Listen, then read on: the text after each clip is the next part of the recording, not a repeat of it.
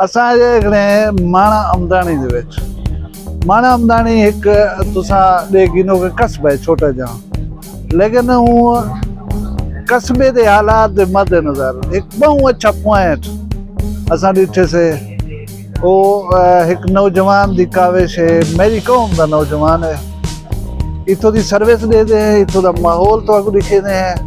मजीद जरा कोई home delivery type इस किस्म के फैसिलिटीज क्या क्या है था, ये तो अगू मैं जोल के हुना दी ज़बानी दस रहा हूँ।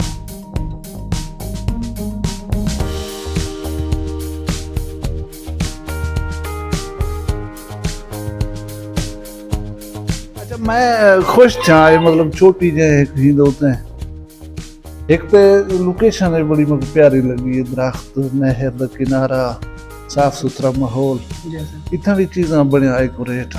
बहुत शुक्रिया। ये थोड़ी बहुत अच्छी काविश। इतना क्या क्या मतलब फैसिलिटीज है? सर जी ऐसा गिरना मतलब ये चीज़ एरिया डिठा है, असा मतलब के इलाका डिठा है, सब ये चीज़ इतना ही एरिया दे विच ना मतलब कि ये चीज़ दी ज़रूरत है।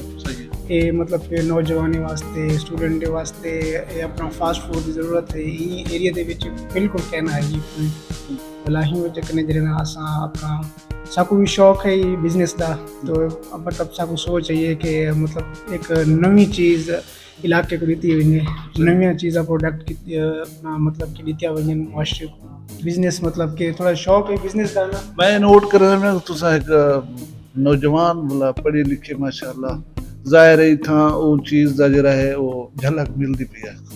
इतना फैमिलीज भी आ सकते हैं, पर्दे का इंतजाम जी जी सर, फैमिली भी आ सकते हैं जगह ते बकायदा पर्दे का निज़ाम है इन जगह के उत्ते, और फैमिलीज वगैरह आमदन असा उन्हें मतलब कि अच्छा एक माहौल प्रोवाइड करने से, साफ सुथरा माहौल, बिल्कुल पर्दा प्राइवेसी जी मतलब जी प्राइवेसी अल्हम्दुलिल्लाह बिल्कुल, और पर्दे का भी बिल्कुल खास निज़ाम है क्या। क्या क्या इतना मतलब अवेलेबल है fast food? Fast food sir ji जगह पिज़्ज़ा मिल वेंदे, जिंगर बर्गर मिल वेंदे, paratha roll, chicken shawarma, patty burger, chicken wings मिल वेंदे, चिकन नगेट्स मिल वेंदे। ऐसे फास्ट फूड के सारे आइटम जिन्ना इन जगह अवेलेबल हैं। मैं दसे ना जुलन असा को चाय भी पिलाई वे जी सर, ते चिप्स भी खाजन से जी अच्छा टेस्ट आ, मतलब शुक्रिया। बहुत पसंद है। ते होम डिलीवरी सिस्टम ही है तो जी सर, डिलीवरी सिस्टम ये पिया माना अमदानी दे विच भी बिल्कुल फ्री है। घर बैकरी ते लोग मंगवेंदे खंदे पैन मतलब हिंदन उन्हें वास्ते सब कने वड्डी सहूलत ये है कि उन्हें को घर दे विच चीज मिल वेंदी है, मतलब फ्रेश मिल वेंदी होसी, क्योंकि थोड़ा जहा एरिया है इन में जस्ट ऑर्डर था और सप्लाई थी। जी सर, बिल्कुल बिल्कुल फ्रेश हॉट एंड स्पाइसी हर चीज मिल वेंदी है उन्हें को। अच्छा, मतलब चार्जेस कहने वेंदे? बिल्कुल सर जी, कोई चार्जेस कह आउटसाइड सर जी सिर्फ थोड़े बहुत चार्जेस गिनदे से, मतलब नौ तक जिला टैक्स, फौजा वस्ती, खानपुर, अपना तलाई वाला, आड़ा जाफर, संदीला शरीफ, इन जगह दे उत्ते भी ऐसा ऑर्डर अपने देंदे रहे से डिलीवरी भी। तुसा इथा चोखे आदमी दी टीम काम पे करना? सर असां जगह ते 4 आदमी हैं जी। मतलब ना सिर्फ तुसा अपना रिस्क बुले दे पियो, उन्हें चौं आदमी कोई रिस्क का जरिया। सारी सोच भी यह आई कि मतलब कि असां कोई इंजा बिजनेस करूं कि सिर्फ उनदे विचों सारा चुल्हा ना जले घर दा, बे बंदे ना भी मतलब कि जेरे रोज बेरोजगार हैं उन्हें वास्ते भी एक अच्छा रोजगार मिल वने, उन्हें दा भी घर मतलब कि चलता रहे, उन्हें सारी वजह कने कि अल्लाह पाक मतलब के वसीला बना। मैं एक दफा वला तुहाडे इन सर्विस दी भी तारीफ करे सा, तुहाडे जज्बे दी भी तारीफ करे सा।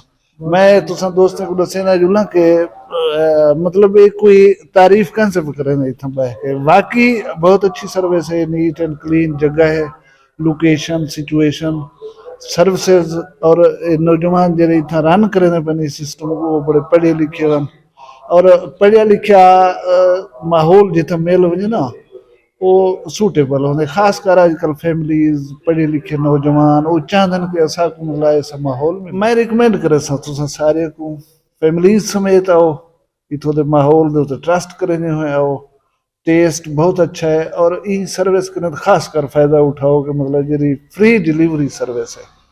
आज कोई कहीं मुफ्त चीज़ा कहीं नहीं पहुँचे ना, उन्हें है कि कस्बा माणा अमदानी के लोगों वास्ते स्पेशली जो जरा फ्री प्रोवाइड करन, तो जस्ट ऑर्डर करो, सप्लाई घिनो, और मतलब ताज़ा तरीन चीज़ तुसां तक पहुंचण दा चांस हुंदे, गर्म हुंदी है, ताज़ा हुंदी। तुसां औसो ज़रूर विजिट करो, इंशाल्लाह साडी गाल गुजर है सच्चा पैसा। अच्छा वेने वेने मैं तो इथों दा फर्नीचर बहन खड़न दा सिस्टम वो तो मैं दिखा ना, सफाई सारा कुछ असां ते आखे बैठा, तुसां अपने अखी नाल देख